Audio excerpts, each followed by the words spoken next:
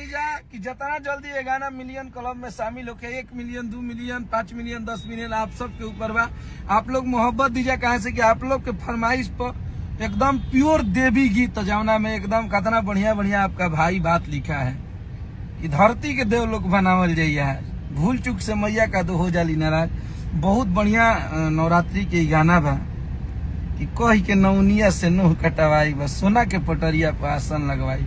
एगो भक्त के व्याथा है और बहुत अच्छा शब्द इसमें हम लोगों ने वर्णन किया है माता का।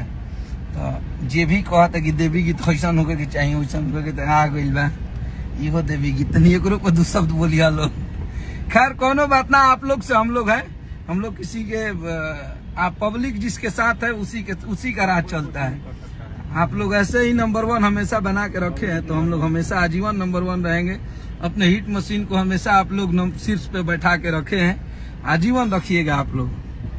हाँ, आप लोग हम लोग हिट मशीन के राइटर हैं। आप लोग आशीर्वाद प्यार बनाए रखिए। और आप लोग ऋतिक बाबू का बर्थडे है। ऋतिक बाबू, आपको जन्मदिन की बहुत सारा शुभकामना और बहुत सारा बधाई। माता रानी आपको खुश रहे। बाप जी जियो करेजा, लव यू मेरा भाई। Singer Vicky Raj ji, love you two मेरे भाई विक्की राज जी, आपको लव यू टू। जय श्री राम बिल्कुल भाई, जय श्री राम। आर के राज, लव यू मेरे भाई। आप लोग एक बार और गाना सुनिए, गाना इतना निमन बा कि सुनत सुनत मने निखे भागत, कहे से कि बहुत तगड़ा गाना लागता। और आप लोग